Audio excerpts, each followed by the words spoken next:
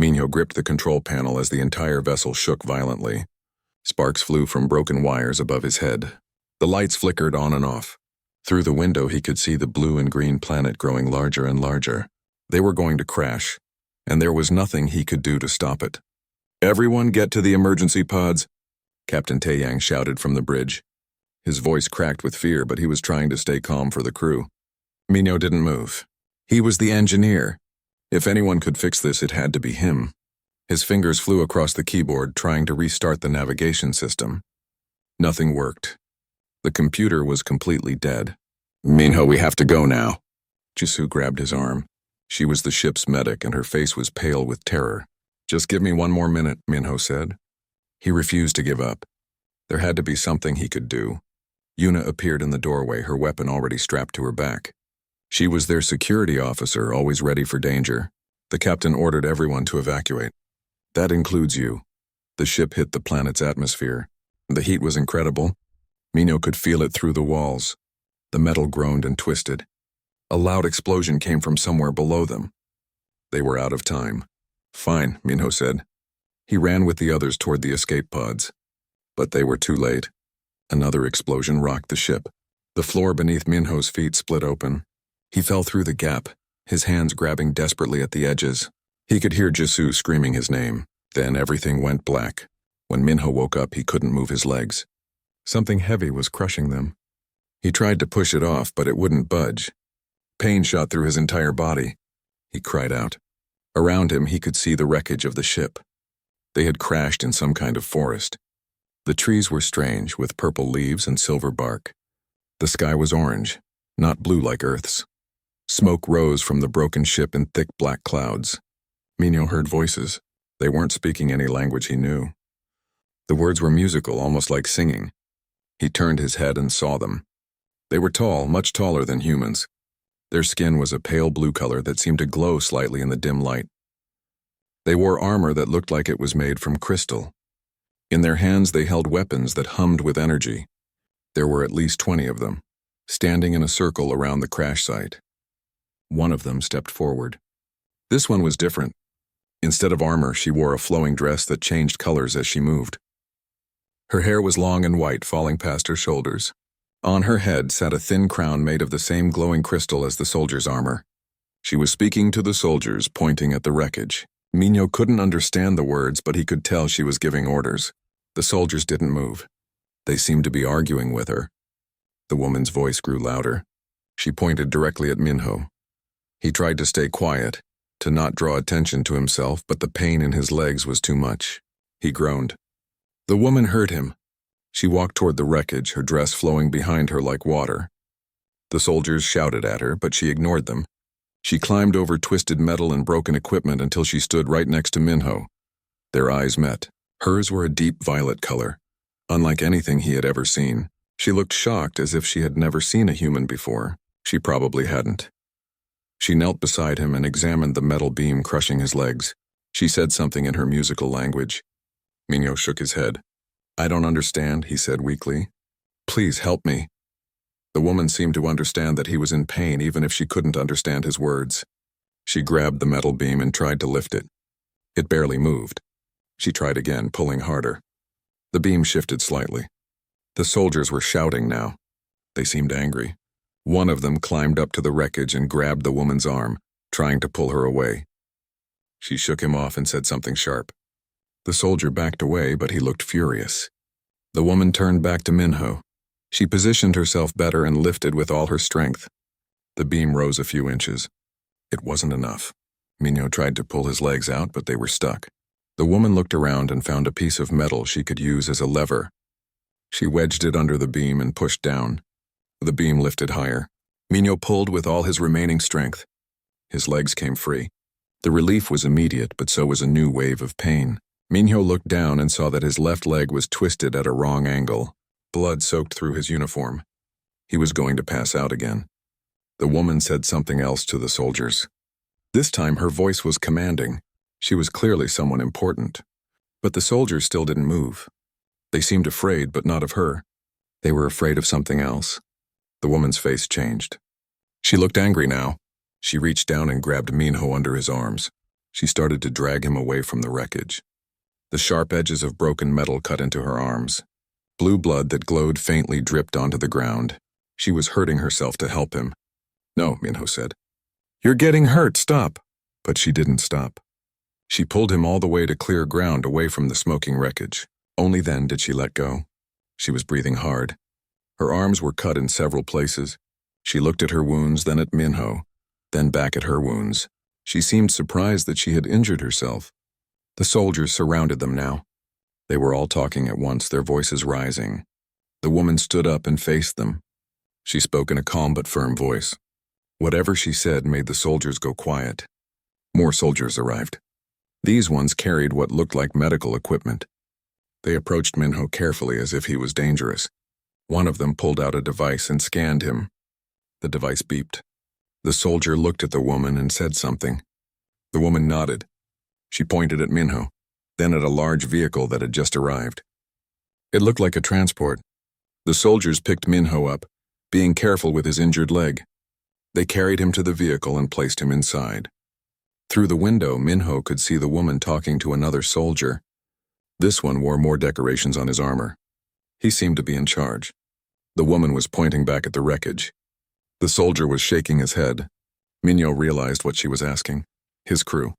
Taeyang, Jisoo, and Yuna, were they alive? The vehicle started moving. Minho tried to sit up to see what was happening, but the pain was too much. Everything started to go dark again.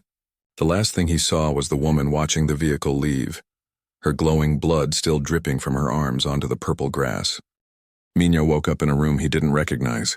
The walls were smooth and white, glowing with a soft light that seemed to come from everywhere and nowhere. His leg was wrapped in something that looked like glass but felt soft. The pain was gone. He sat up slowly, testing his body. Everything worked. A door opened in the wall. Minho hadn't even seen the door until it appeared. A figure stepped inside wearing a simple gray robe with a hood that covered most of their face. They carried a tray with food and water. The figure placed the tray on a table next to the bed. When they turned to leave, Minho spoke. "Wait, please, where am I? Where is my crew?" The figure paused. They reached up and pulled back the hood. It was her, the woman from the crash site, the one with the crown. Her violet eyes looked at him carefully. "You speak," she said. Her voice was accented, struggling with the human words, but she was speaking his language. "I learn. I listen to your talking box, your computer." "You learned English from our computer?" Minho was amazed. It had only been a few days at most. Maybe only hours. "How?" "I am—" She paused, searching for the word. "Smart, quick learner. My people, we learn languages fast, we must. We meet many species." She sat down on a chair across from him. Now that she was closer, Minho could see the cuts on her arms were healed. Only faint silver lines remained where she had been hurt helping him. "My name is Minho," he said. "What's yours?" "Aaron," she replied. "I am Princess, daughter of Emperor Kalroth, a princess." That explained the crown and why the soldiers had listened to her. "Thank you for saving me," Minho said. "You didn't have to hurt yourself to help me." Aaron looked at her arms. "My people, we have rules, laws. We do not help other species. They are beneath us. That is what we are taught." She met his eyes. "But I see you trapped. I see you in pain. And I think, what if that was me? What if I was trapped and no one helped? That's called empathy," Minho said. "Caring about others." "Empathy," Aaron repeated the word slowly. "We do not have word for this in my language." That made Minho sad. A whole civilization with no word for caring about others. "Your crew," Aaron continued. "They are alive. They are in prison. My father wants to kill them. He wants to kill you too. He says you are insects. Dangerous insects that must be crushed." Fear shot through Minho. "Why? We didn't do anything wrong. We crashed by accident." "My father does not care about right or wrong. He cares about power, about control. He kills many species, takes their planets, their resources. That is the Valorian way." "That's terrible," Minho said. "Don't your people see that's wrong?" Aaron stood up and walked to the window. Outside, Minho could see a massive city. Buildings that reached into the clouds. Ships flying between them. It was beautiful and terrifying at the same time. "My people see only what they want to see," Aaron said quietly. "They are comfortable, rich, powerful. Why would they care about others? Why would they question anything? Because it's the right thing to do, Minho said. On Earth, we learned this lesson the hard way. We had wars. Terrible wars. People died. Millions of them. We had to learn that every life matters. That power without responsibility is just cruelty. Aaron turned to look at him. Tell me about Earth. Tell me about your people. So Minho did. He told her about Earth's history, the good and the bad. He told her about wars fought over resources and land and beliefs. He told her about the people who stood up against injustice even when it meant they would die. He told her about how humanity had almost destroyed itself, but chose to change instead. Aaron listened to everything. She asked questions. She wanted to know how humans made peace, how they decided what was fair, how they could work together when they were all so different. We're not perfect, Minho admitted. We still fight sometimes. We still disagree. But we learned that we're stronger together than apart, that helping each other makes everyone better. This is very different from Valorian way, Aaron said. She looked troubled. I never questioned before. Never think there could be different way. It's never too late to question, Minho said. It's never too late to choose to be better. Aaron was quiet for a long time. Finally, she said, My father will execute you and your crew in 3 days.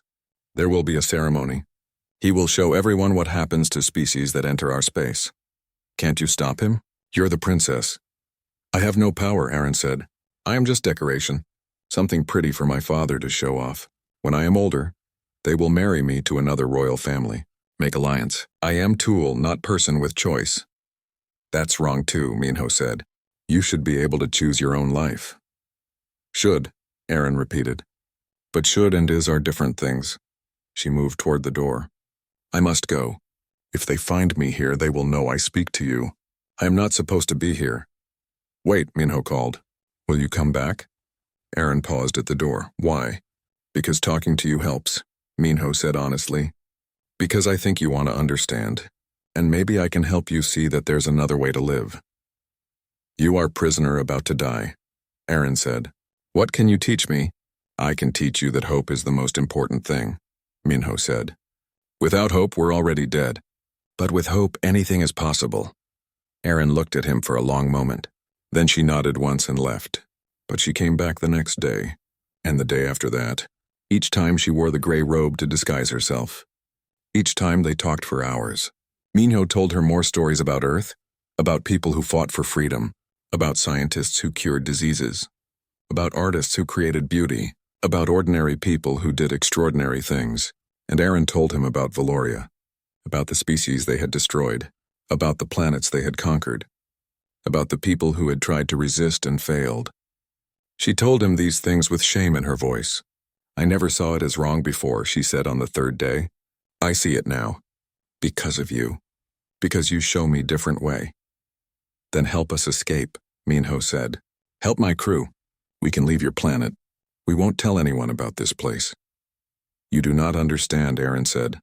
My father already sent ships to find your Earth. He wants to destroy it before humans become threat. Your computer had star maps. He knows where your home is. Horror filled Minho. Earth. His home. Everyone he loved. How long do we have? The fleet will arrive in maybe 1 year. Maybe more. Space is big. 1 year. They had to warn Earth. They had to escape and get home before it was too late. Then we have to run, Minho said. We have to get out of here and warn my people. If I help you, I can never come back, Aaron said. I will be traitor. They will hunt me forever. I know I'm asking a lot, Minho said. I know you would give up everything. But think about all the lives we could save. Not just humans. All the other species your empire wants to destroy. Aaron stood up. She walked to the window again. Outside, the sun was setting. The orange sky was turning purple. I spend whole life being told what to do, she said. Told what to think, what to believe. And I never question, never think for myself. She turned to face him. But now I see. Now I know. And I cannot pretend anymore. I cannot watch you die. Cannot watch your world burn. Cannot live knowing I did nothing. You'll help us? I will help you, Aaron said. But we must be smart. Must plan carefully. My father has many soldiers. Many ships. If we fail, everyone dies. Minho felt hope bloom in his chest. We won't fail. I promise. Aaron smiled for the first time. It was a sad smile, but real. You have much hope for someone in prison about to die. Hope is all we have, Minho said. Sometimes it's enough. The palace was quiet in the middle of the night. Aaron moved through the shadows, her heart beating so loud she was sure someone would hear it. In her hand, she carried a keycard stolen from her father's office. It would open any door in the palace. She had never stolen anything before in her life. Minho's cell was in the medical wing. 2 guards stood outside the door. Aaron had changed into armor she took from the training room. With her helmet on, she looked like any other soldier. The princess requires the prisoner for questioning, she said, keeping her voice low and firm. The guards looked at each other. One of them said, "We received no orders." "Are you questioning Princess Aaron's commands?" she asked, letting anger fill her voice. "Shall I bring her here so you can explain why you delayed her orders?" The guards stepped aside quickly. No one wanted to anger the princess. Aaron used the keycard. The door opened. Inside, Minho sat on the bed. When he saw her, he stood up immediately. "Is it time?" he whispered. "It is time," Aaron confirmed. They moved fast. Aaron led Minho through hallways she had memorized. They avoided the main corridors where more guards would be. The prison where Minho's crew was held was on the lowest level of the palace, deep underground. They almost made it without being seen, but as they turned a corner, they ran straight into a patrol of 5 soldiers. Everyone froze. "Princess?" one soldier said, confused. "What are you doing with the prisoner?" Aaron didn't answer. She moved. Years of combat training took over. She struck the first soldier in the throat. He went down. She grabbed his weapon and fired at the second soldier. The beam of energy hit him in the chest. He fell. The other 3 soldiers raised their weapons. Minho grabbed the fallen soldier's weapon and fired. His shot went wild, missing completely. He wasn't a fighter, but it distracted the soldiers long enough for Aaron to take down the 3rd one. The 4th soldier got a shot off. The energy beam grazed Aaron's arm. She felt the burn but ignored it. She couldn't stop now. She took down the 4th soldier with a kick to the head. The 5th soldier ran. He was going to sound the alarm. "Stop him," Aaron shouted. Minho ran after the soldier. He wasn't as fast, but he was determined. The soldier reached for the alarm panel on the wall. Minho threw the weapon like a club. It hit the soldier in the back of the head. The soldier fell. "Did I kill him?" Minho asked, breathing hard. Aaron checked. "No, unconscious only. We must move faster now. More patrols will come." They ran. The alarm started blaring before they reached the prison level. Red lights flashed in the hallways. Aaron cursed in her own language. They were out of time. The prison was guarded by 10 soldiers. When they saw Aaron and Minho running toward them, they raised their weapons. "Princess, step away from the prisoner," the lead guard commanded. "Let me pass," Aaron said. "By my authority as princess, I order you to let me pass." "We have orders from the emperor," the guard said. "No one enters the prison, not even you." Aaron looked at the 10 soldiers, then at Minho, then back at the soldiers. "I am sorry," she said. "I am sorry for what I must do." She attacked. Minho had never seen anyone fight like Aaron fought. She was fast and strong and precise. She moved like water flowing around the guards' attacks. Her strikes were calculated and efficient. Within seconds, 3 guards were down. But there were too many. One guard grabbed her from behind. Another hit her in the stomach. Aaron fell to her knees. Minho did the only thing he could think of. He ran at the guards, screaming. It was stupid and reckless, but it gave Aaron the distraction she needed. She broke free and continued fighting. Together, they took down the remaining guards. Aaron was bleeding from several wounds. Minho had a black eye and his ribs hurt, but they were alive. Aaron used the keycard on the prison door. It opened. Inside, they found 3 cells. In the first cell was Captain Tai Yang. He looked thin and tired. His face was bruised badly. They had hurt him. "Minho?" Taeyang said, like he couldn't believe his eyes. "You're alive?" "We're all getting out of here," Minho said. He opened the cell door. In the second cell was Jisoo. She had bandages wrapped around her chest. She had been injured in the crash and never properly healed. When she saw them, tears ran down her face. "I thought you were dead," she said to Minho. "They told us you were dead." "They lied," Minho said, helping her stand. In the third cell was Yuna. Unlike the others, she looked angry rather than scared. When her door opened, She walked out with her head high. Took you long enough, she said to Minho. Then she saw Aaron. Who's this? This is Aaron, Minho said. She's helping us escape. She's the reason we're still alive. Yuna studied Aaron carefully. Why would you help us? Because what my people do is wrong, Aaron said simply. Because I cannot watch good people die when I can stop it. Good enough for me, Yuna said. She picked up a weapon from one of the fallen guards. Which way out? We need a ship, Aaron said. The landing bay is 3 levels up, but the entire palace is on alert now. There will be hundreds of soldiers between us and the ships. Then we fight, Yuna said. No, Minho said. We can't fight hundreds of soldiers. We need another plan. The building shook. An explosion echoed from somewhere above them. What was that? Taeyang asked. Aaron's face went pale. The military wing. Someone bombed it. Who would bomb the palace? Jisoo asked. Enemies, Aaron said. My father has many enemies. They must have chosen this night to attack. That's bad luck for us, Taeyang said. No, Minho said. It's good luck. Everyone will be distracted. This is our chance. They ran through the chaos. Soldiers rushed past them, heading toward the explosion. No one paid attention to a group running the other way. They reached the landing bay. Ships of all sizes filled the massive space. There, Aaron pointed to a small ship. That one is fast. It can get us past the planetary defenses.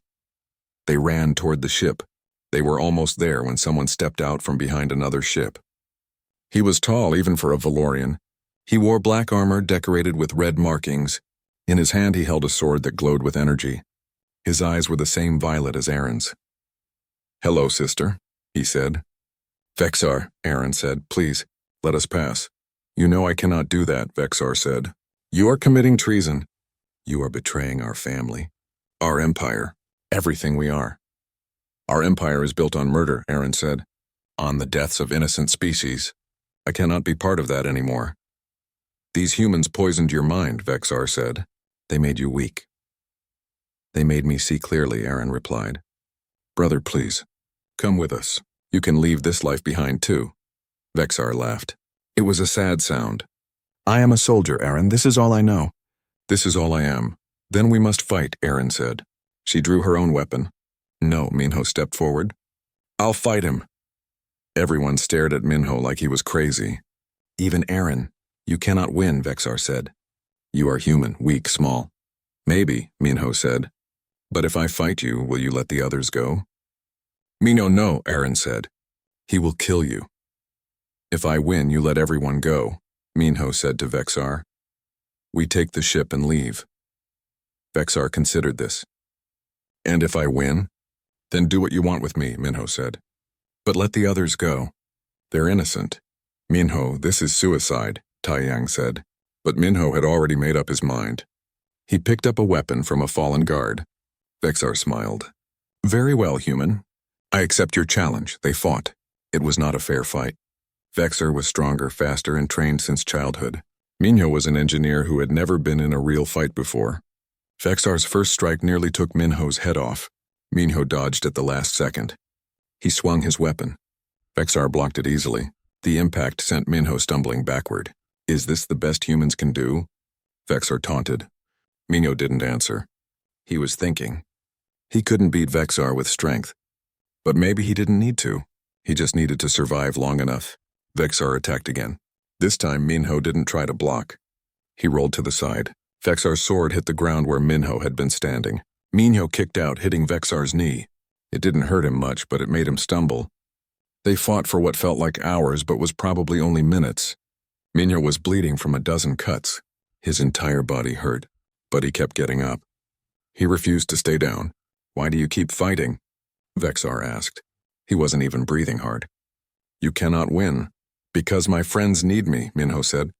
Because giving up is not an option. Something changed in Vexar's eyes. Respect, maybe. He raised his sword for the final strike.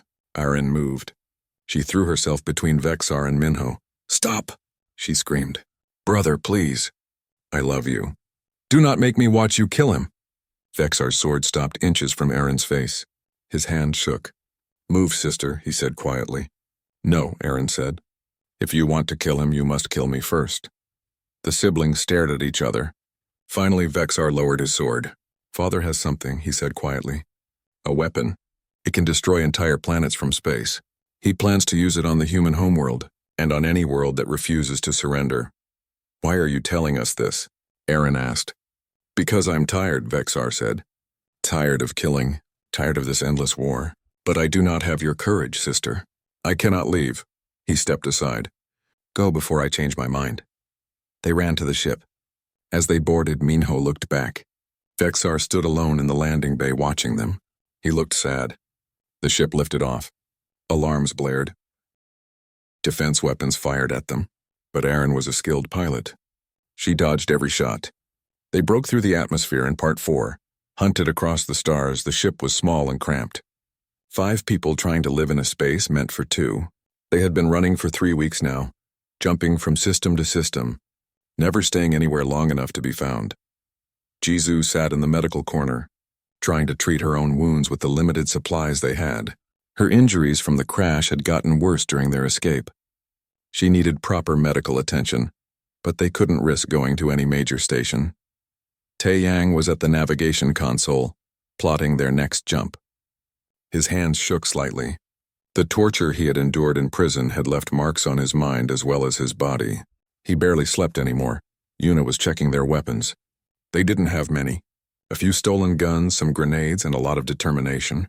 She had that look in her eyes again, the one that said she wanted to fight. Minho was helping Aaron repair the ship's damaged systems. They had taken several hits escaping Valoria Prime. The ship was holding together, but barely. This power coupling is completely fried, Aaron said, showing Minho the burnt component. Without it, we cannot jump to light speed again. Can we fix it? Minho asked. We need parts. Parts we do not have. Then we need to stop somewhere and get parts, Minho said. Anywhere we stop is dangerous, Aaron replied. My father will have sent our descriptions to every station, every planet. Everyone will be looking for us. We don't have a choice, Taeyang said from the navigation console. We're almost out of fuel anyway. We have maybe one more jump left in the tanks. Minho pulled up a star map. What about here? He pointed to a small station on the edge of known space. It's far from any major routes. Maybe they won't be looking for us there. That is Outpost Garen, Aaron said. It is a trading post. Criminals, smugglers, refugees. Everyone goes there who does not want to be found. Sounds perfect for us, Yuna said. They made the jump to Outpost Garen. The station looked like it had been built from the wreckage of 100 different ships. Nothing matched. It was ugly and chaotic and exactly the kind of place where they might blend in. They docked and stepped off the ship carefully. The station was crowded with species from all over the galaxy. Minho had never seen so many different kinds of beings in one place. Some had scales, some had fur, some were just clouds of gas in containment suits. Stay close, Aaron warned. This place is not safe. They moved through the market looking for a parts dealer. Everywhere Minho looked, he saw poverty and desperation. These were people who had nowhere else to go. An old merchant with 4 arms and no legs called out to them. Parts? You need parts? I have best parts in station. Good prices, they approached. The merchant looked them over with his 6 eyes. You are wanted, yes? I can tell. Desperate people have certain look. We just need parts, Minho said. Can you help us or not?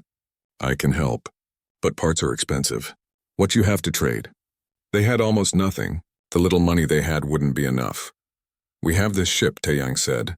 It's Valorian technology. Worth a lot. Your ship is damaged and old model, the merchant said. I give you parts for ship, but then you have no ship. How you leave station? He was right. They were trapped. A voice spoke from behind them. I will pay for their parts, they turned. A tall figure stood there wearing a cloak that hid most of their features. But Minho could see scales and yellow eyes. Who are you? Yuna asked, her hand moving toward her weapon. The figure pulled back their hood. They had a reptilian face with silver scales. My name is Keith. I am from planet Saros. Or I was from Saros before the Valorians destroyed it. Aaron stepped back. I am sorry for what my people did. You are Princess Aaron, Keth said. Yes, I know. Everyone knows. The princess who betrayed her empire to save aliens.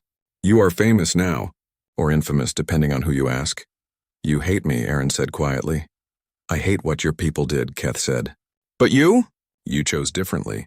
That takes courage. He looked at the merchant. Give them what they need. I will pay. Why would you help us? Minho asked. Because I listened to stories, Keth said. Stories of princess who saved humans, who stood against her own family. These stories give other people hope. Make them think maybe change is possible. The merchant provided the parts they needed. Keth paid with a bag of precious metals. As they were leaving, Keth stopped them. There are others, he said. Others like me. Refugees from worlds the Valorians destroyed. We gather in places like this, hiding, surviving. If you truly want to fight the Empire, you could unite us. We're not fighters, Taeyang said. We're just trying to survive. Sometimes surviving is not enough, Keth said. Sometimes you must fight back. They returned to the ship and installed the new parts. It took hours of work, but finally the ship was running again. They were preparing to leave when the station alarm started blaring. Valorian warship detected, a mechanical voice announced over the speakers. All ships remain docked. Prepare for inspection. They found us, Yuna said. Aaron ran to the cockpit. We must leave now, before they dock. The engines need 5 more minutes to warm up, Minho said. Checking the systems, we do not have 5 minutes. Through the window, Minho could see a massive Valorian warship approaching the station. It was 10 times bigger than any ship he had ever seen. Weapons covered its hull. Taeyang was at the controls. I'm overriding the warm-up sequence. It might damage the engines, but we don't have a choice. The ship shuddered to life. They pulled away from the station just as the warship docked. Energy weapons fired after them. One shot hit their shield. The whole ship shook. They are targeting our engines, Aaron said. If they hit us, we are dead. Minho had an idea. Can you get us back into the asteroid field we passed on the way here? The asteroids will damage the ship, Aaron said. So will those weapons, Minho pointed out. But maybe we can lose them in there. Aaron changed course. They dove into the asteroid field. Rocks the size of buildings floated all around them. Aaron piloted expertly, weaving between the asteroids. The warship followed but had to move slower because of its size. They are still behind us, Yuna reported. Minho, what is your plan? Taeyang asked. Minho was watching the asteroids. See that big one ahead? The one with the cave? Yes, fly into the cave. Cut the engines completely. That is crazy, Aaron said. They will see us enter. Trust me, Minho said. Aaron flew into the cave. It was barely big enough for their small ship. She cut the engines like Minho said. Everything went dark and silent. They waited. Through the cave opening, they could see the warship searching. It scanned the asteroids one by one. Time seemed to stop. Finally, the warship moved on. It jumped to light speed and disappeared. They waited another hour before starting the engines again. They escaped the asteroid field and jumped to a random system. That was smart thinking, Taeyang said to Minho. How did you know they wouldn't scan inside the asteroid? I didn't, Minho admitted.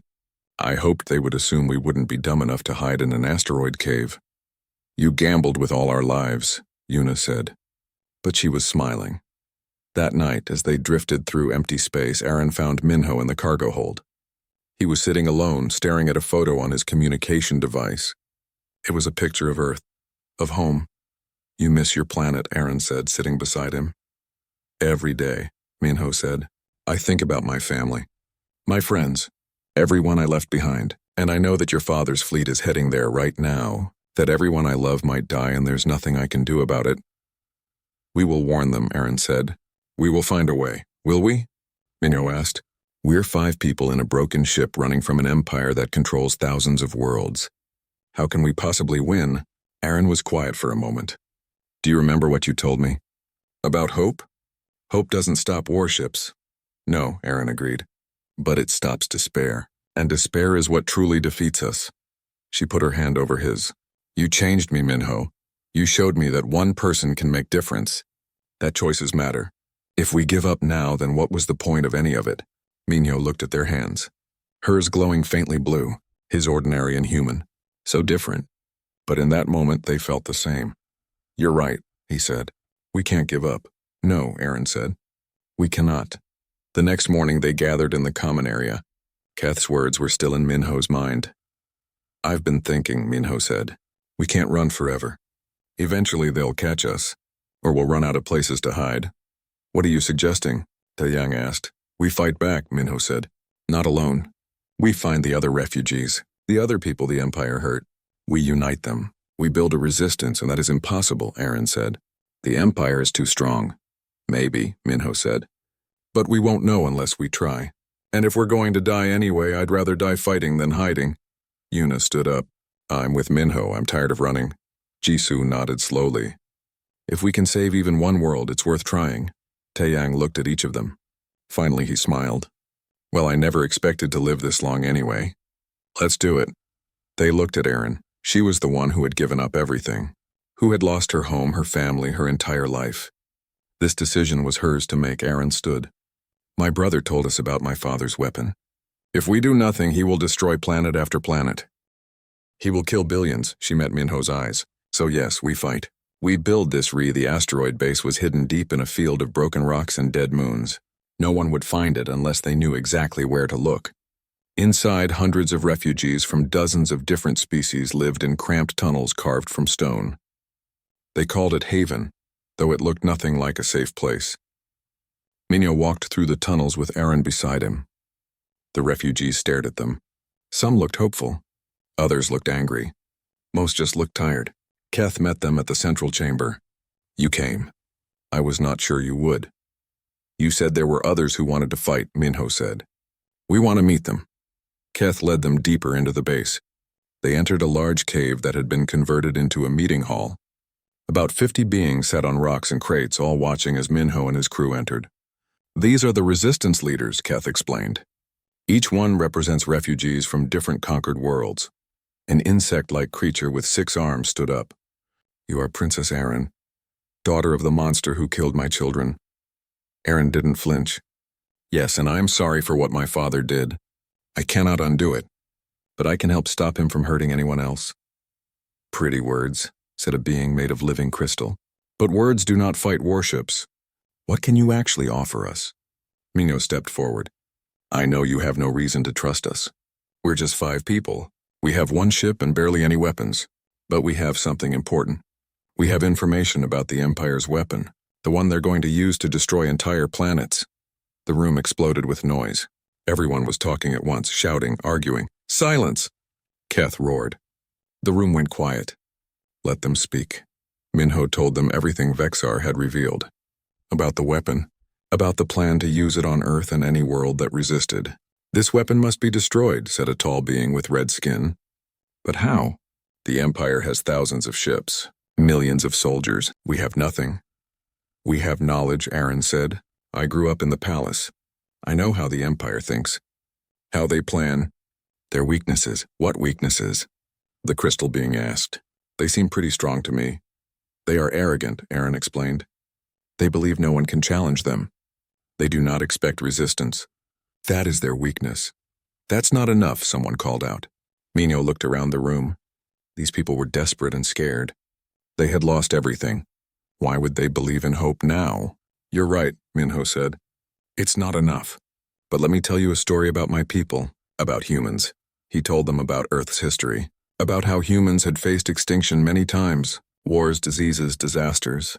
But humans survived because they refused to give up, because they adapted, because they worked together even when it seemed impossible.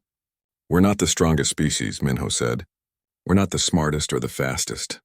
But we're stubborn, we don't quit, and we help each other. That's what makes us strong. Inspiring speech, the insect creature said. But I still do not see how that helps us. Because we're going to do the same thing here, Minho said. We're going to unite everyone the Empire hurt. We're going to share knowledge and resources. We're going to use their arrogance against them, and we're going to show the galaxy that the Empire can be beaten. You are insane, someone said, but they said it with a smile. The crystal being stood up. I am Lux. My world was destroyed 5 years ago. Everyone I knew is dead. I have nothing left to lose. I will join your insane plan. One by one, others stood up. Not everyone. Some left believing this was suicide, but more stayed than Minho expected. By the end of the meeting, they had 47 fighters committed to the cause.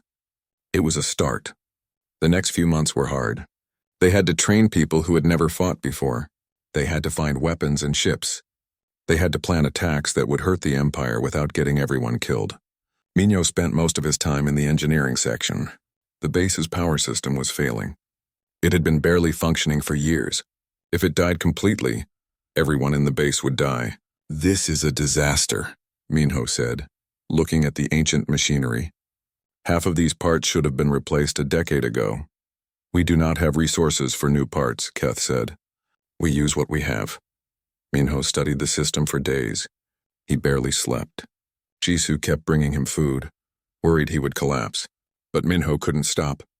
These people needed power. They needed light and heat and air. If he failed, they died. Finally, he had an idea. It was crazy. It involved rerouting power from non-essential systems and using the base's own rotation to generate energy. It should be impossible. The math barely worked. But Minho built it anyway. With Keth's help, he installed the new system. When they activated it, everyone held their breath. The lights flickered, then brightened. They were brighter than they had been in years. Power flowed through the base stronger than before. Cheers echoed through the tunnels. "You did it," Keth said, amazed. "You actually did it." Word spread quickly. The human engineer had fixed the impossible problem. Other refugees started coming to Minho with their broken equipment. He fixed it all. Weapons, computers, medical devices. Nothing was too complicated. People started to believe. If a human could fix their base, maybe a human could help them win. While Minho worked on engineering, Erin trained the fighters. She taught them Valorian tactics, how to fight against soldiers who were stronger and faster. She was patient and encouraging, never giving up on anyone. Yuna helped with weapons training. She was tougher than Erin, pushing people to their limits, but she made them better fighters. Taeyang handled communications and strategy. He was good at seeing the big picture, understanding how different attacks could work together. Jisoo ran the medical bay. She saved lives every day, treating injuries and illnesses with limited supplies. She trained others in basic medicine, building a network of healers. They were becoming a real resistance. 3 months after arriving at Haven, they launched their first attack. A small Valorian supply convoy was passing through a nearby system.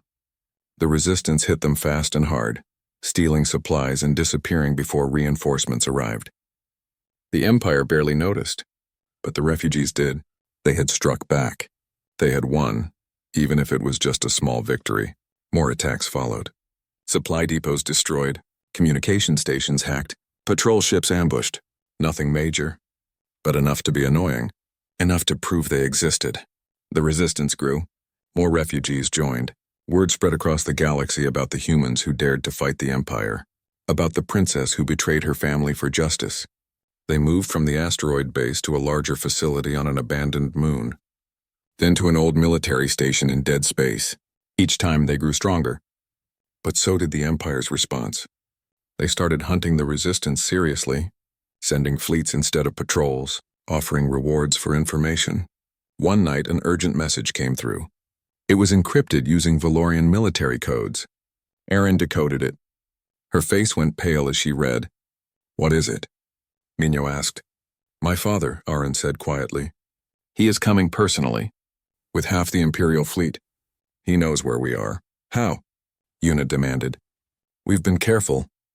He has our ship's signature," Aaron explained. "The ship we stole. He has been tracking it this whole time, waiting for us to gather everyone in one place. Then we evacuate," Taeyang said. "There is no time," Aaron said. "He will be here in 3 days." The command room fell silent. They all understood what this meant. They had to run or they had to fight. And if they ran, the Empire would just hunt them down one by one. "How many ships does he have?" Minho asked. 200, Aaron said. "Warships, battle cruisers, fighters, everything. How many do we have?" 47 ships. Most of them old and barely working. The odds were impossible, but Minho looked around at the faces in the room. These people had already lost everything. They had nothing left to lose. "Then we fight," Minho said. "We cannot win," Aaron said. "We will all die." "Maybe," Minho said, "but we'll make them remember us. And maybe, just maybe, we'll inspire others to keep fighting after we're gone." Erin stared at him. Then slowly she smiled. It was a sad smile, but real. "You are insane, Minho, but I love that about you." She said it casually, but the words hung in the air. Love. She loved him. Minho felt his heart beat faster. "I love you too," he said. Because it was true. Because they might die in 3 days and he needed her to know. They kissed for the first time. In a room full of people planning for a battle they couldn't win. It should have been awkward. Instead, it felt right. When they pulled apart, Yuna was grinning. "About time," she said. "Now can we get back to the impossible battle plan?" They worked through the night. They had 3 days to prepare for a fight against an overwhelming force. They would need every advantage they could get. Minho had an idea. It was risky and complicated, but it might work. "We can't beat them in a straight fight," he said. "So we don't fight fair. We use the station itself as a weapon." He explained his plan. They would overload the station's power core. Evacuate everyone to the ships. Then when the Empire fleet got close, they would detonate the core. The explosion would take out dozens of ships. "That still leaves over 100 ships, Lux pointed out. "I know," Minho said. "But at least it's a chance." The next 3 days were chaos. They moved supplies to the ships. The resistance ships darted between the larger Empire vessels like insects attacking giants. They were smaller and faster, but also weaker. One good hit and they would be destroyed. The Empire ships were slow but powerful, their weapons tearing through anything they touched. Minho was in the main command ship with Aaron, coordinating the battle. Through the window, he watched ships explode. Both theirs and the Empire's. People were dying. Friends he had made over the past months, gone in flashes of light. "Lux's ship is taking heavy fire," Yuna reported from the weapons station. "He's requesting support. Send units 3 and 7, Taeyang commanded. Tell Lux to fall back." But Lux didn't fall back. His crystal ship rammed into an Empire cruiser at full speed. The impact destroyed both ships. Minho watched in horror as his friend died taking out an enemy vessel. "We're losing ships too fast," Aaron said, studying the tactical display. "We cannot sustain this." She was right.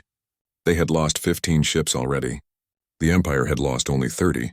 At this rate, they would all be dead within the hour. "We need to change tactics," Minho said. "Attacking the fleet directly isn't working." "What else can we do?" Taeyang asked. Minho looked at the massive flagship at the center of the Empire formation. The Emperor's ship. An idea formed in his mind. A terrible, dangerous idea. "We go after the Emperor," Minho said. "If we kill him, the Empire loses its leader. The fleet might retreat." "The flagship is too well defended," Aaron said. "We would never get close." "Not with ships," Minho agreed. "But what if we boarded it?" Everyone stared at him. "That's suicide," Yuna said. But her eyes were bright. She liked the idea. "It's our only chance," Minho insisted. "We don't have to destroy the ship. We just need to get inside and shut down their shields. Then our ships can target them." "How do we board a ship in the middle of a battle?" Jisoo asked. "The same way they're trying to board ours." Minho pointed to the tactical display. Empire boarding pods were launching at resistance ships. "We steal a boarding pod and use it. Even if we get inside, we still have to fight through hundreds of soldiers," Taeyang said. "I'll go," Aaron said immediately. "I know that ship. My father designed it himself. I know where the shield generator is." "You're not going alone," Minho said. "I am coming too," Yuna added. "And me," Jisoo said quietly. "You'll need medical support." Taeyang looked at them all. "Then I'll stay here and command the fleet. Someone has to keep the Empire busy while you're inside." They made the plan quickly. There was no time for perfect planning. They would capture a boarding pod, use it to reach the flagship, fight through to the shield generator and shut it down. Simple. Except for the part where they would probably all die. Yuna piloted their ship toward an Empire vessel that was launching boarding pods. "I'm taking us in close. Get ready." The Empire ship fired at them. Energy beams missed by meters. Their ship shook as debris hit the hull. "There." Minho pointed at a boarding pod launching from the Empire ship. "Can you intercept it?" "Watch me," Yuna said. She pushed the ship to maximum speed. They caught up to the boarding pod just as it was accelerating toward a resistance ship. Aaron opened the weapons. One precise shot destroyed the pod's engines without damaging the pod itself. It spun out of control, floating dead in space. Yuna matched velocity with the pod. "Minho, you're up." Minho put on a spacesuit and stepped into the airlock. His heart was pounding. He had never done a spacewalk during battle before. Through the airlock window, he could see explosions lighting up the darkness. The airlock opened. Minho pushed off, flying through space toward the boarding pod. It was only 20 meters away, but it felt like a kilometer. Weapons fire streaked past him. If any of those beams hit him, he would be vaporized instantly. He reached the pod and forced open the emergency hatch. Inside were 6 Empire soldiers, confused and angry about their engines dying. Minho pulled out his weapon. "Sorry about this," he said, and fired. The fight was short. The soldiers were well trained, but Minho had surprise on his side. When it was over, all 6 soldiers were unconscious. Minho dragged them out of the pod and into space. They would be picked up later. Maybe. "Pod is secure," Minho radioed. "Bring the others." Eren, Yuna, and Jisoo flew over in their spacesuits. They climbed into the pod and sealed it. Minho worked on restarting the engines. It took precious minutes, but finally the systems came online. "Engines active," Minho said. "Eren, you know this ship. Where should we dock?"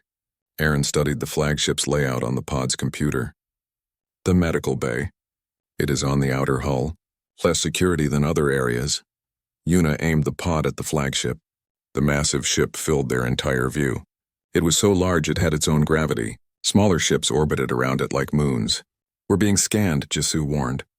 "They're checking our pod's ID." "I am sending false codes," Eren said, her fingers flying across the controls. "Codes I remember from when I lived there." A tense moment passed. Then the flagship's hangar bay doors opened. "We're cleared for docking," Eren said, relief in her voice. "They think we are bringing wounded soldiers for treatment." The pod flew into the hangar and docked at the medical bay entrance. They grabbed their weapons and stepped out. 2 medical staff were waiting to receive wounded soldiers. Their faces showed confusion when they saw who emerged instead. "I am sorry," Eren said to them in her own language. Then she stunned them both with her weapon. They moved quickly through the ship's corridors. Eren led the way, her memories guiding them. They had to avoid being seen. 4 people couldn't fight an entire ship's crew. They made it 3 levels before the alarm started blaring. "They found the soldiers we knocked out," Yuna said. "The whole ship knows we're here now." "How far to the shield generator?" Minho asked. 5 more levels, Eren said. "And we have to go through the main security checkpoint." They ran. Soldiers appeared around every corner. Yuna and Eren fought them while Minho and Jisoo provided cover fire. The battles were quick and violent. They couldn't afford to be slowed down. Jisoo took a shot to the shoulder. She cried out but kept moving. "I'm fine," she insisted, though blood soaked her uniform. They reached the security checkpoint. 20 soldiers guarded the door. There was no way past them. "We need a distraction," Minho said. "I'll go," Yuna said. "I'll draw them away. You 3 get to the shield generator." "That's suicide," Minho protested. "Everything we do is suicide," Yuna said with a grin. "At least this way I take a lot of them with me."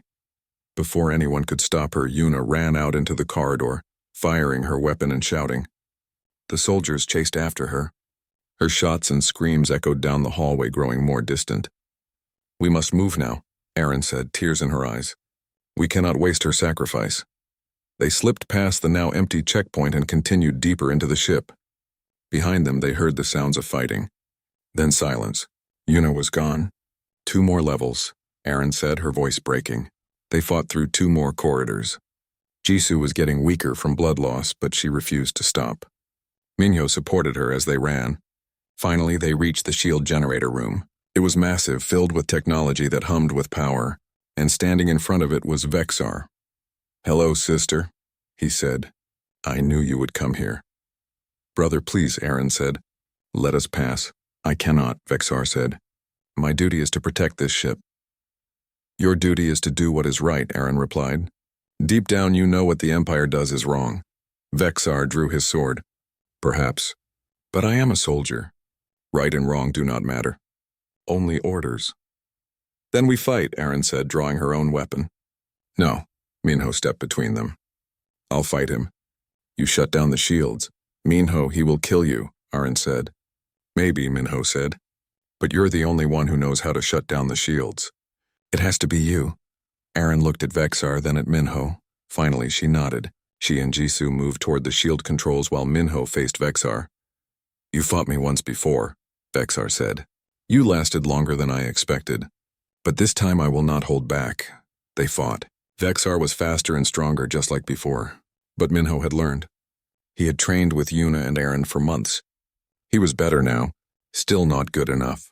Vexar's sword cut across Minho's chest. Blood poured from the wound. Minho fell to his knees. "You are brave, human," Vexar said. "But bravery is not enough." Behind Vexar, Aaron was working on the shield controls. She was almost done. Minho just needed to buy her a few more seconds.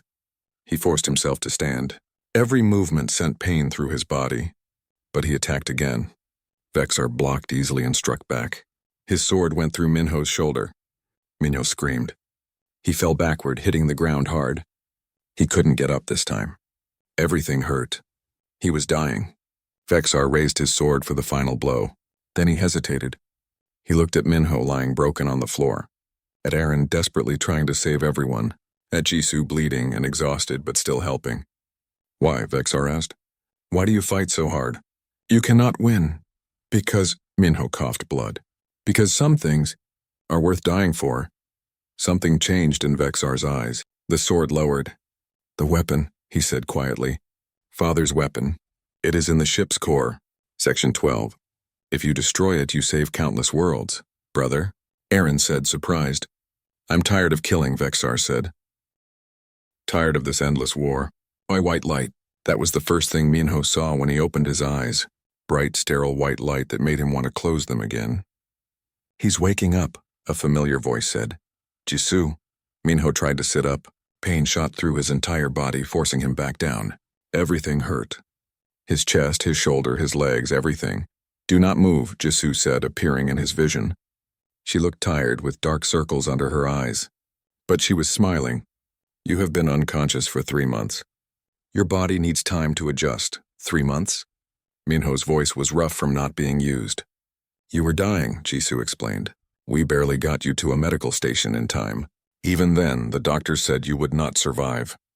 But I refused to accept that. I used every medical technique I knew. Human medicine and Valorian technology combined." She touched his hand gently. "You are very stubborn, Minho. Even death could not keep you." "Where am I?" Minho asked, looking around.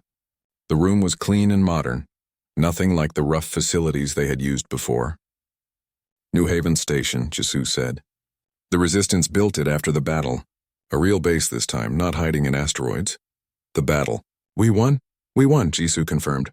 "The Emperor's flagship was destroyed. His weapon is gone. The Empire fleet retreated, and something else happened.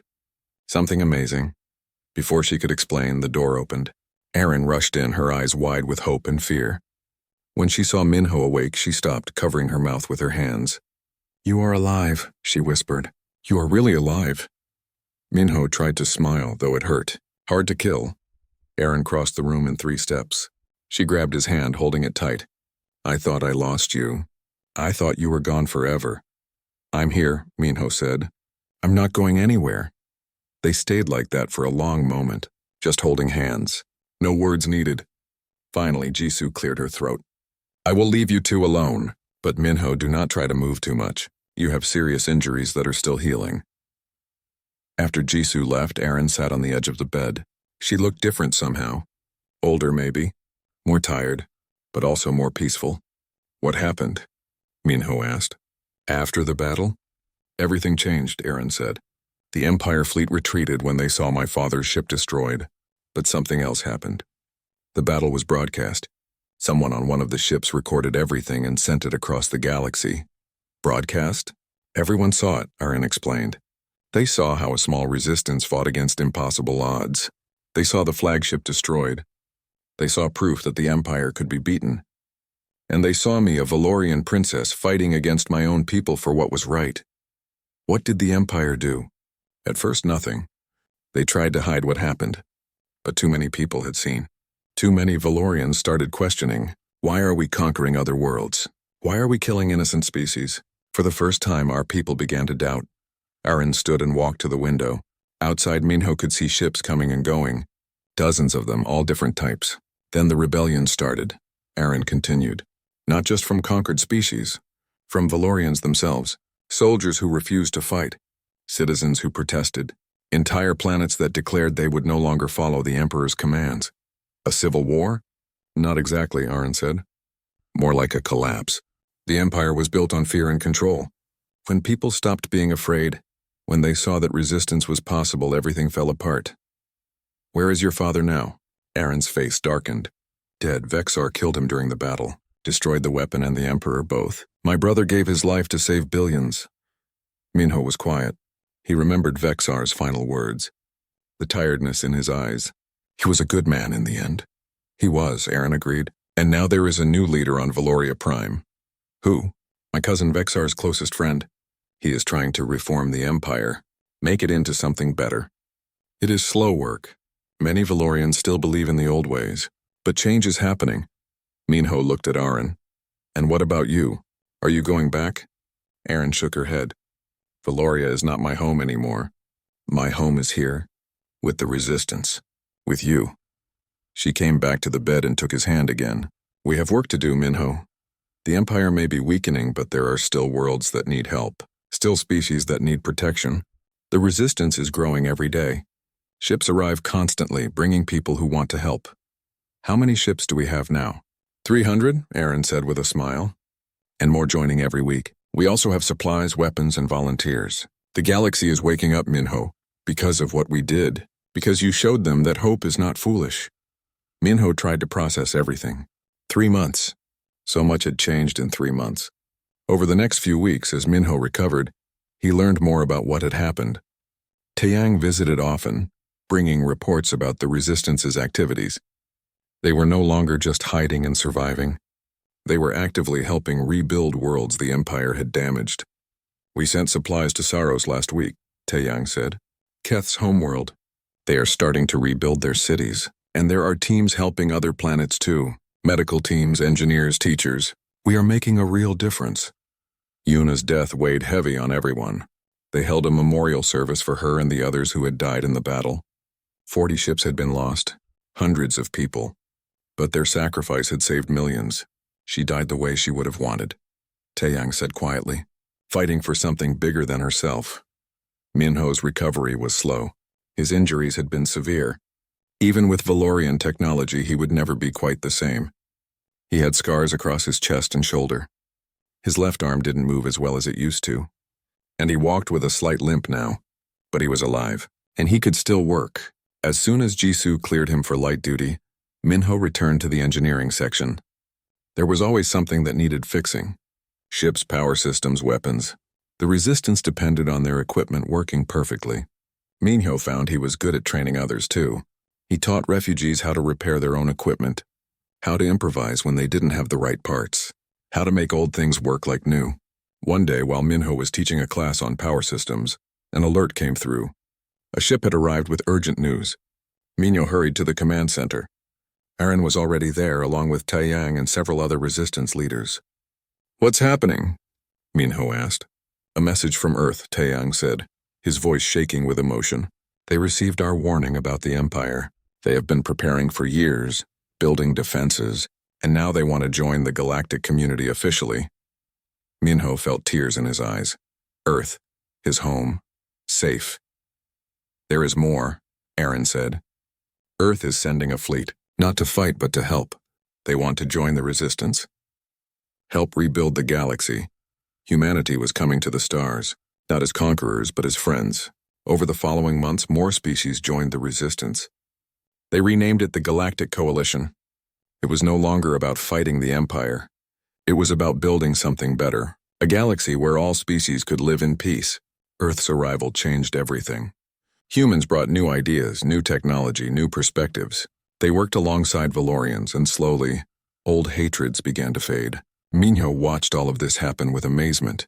He was just one person, one engineer who had survived a crash, but somehow his choices had changed the galaxy.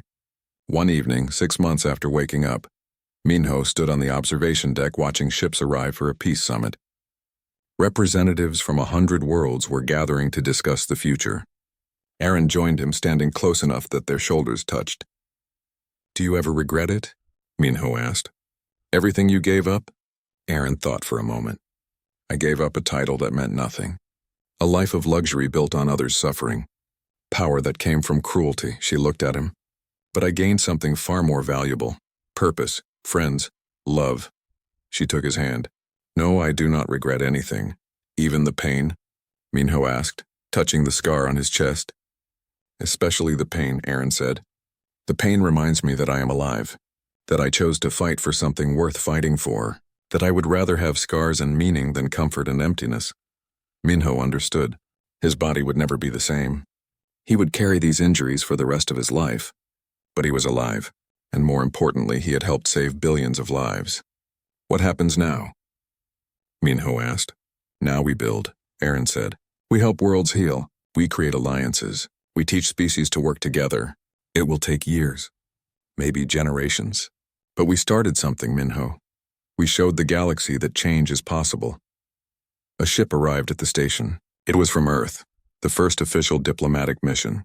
Minho's heart swelled with pride seeing his planet's flag on the hull. I should go greet them, Minho said. They are my people, after all. Our people, Aaron corrected.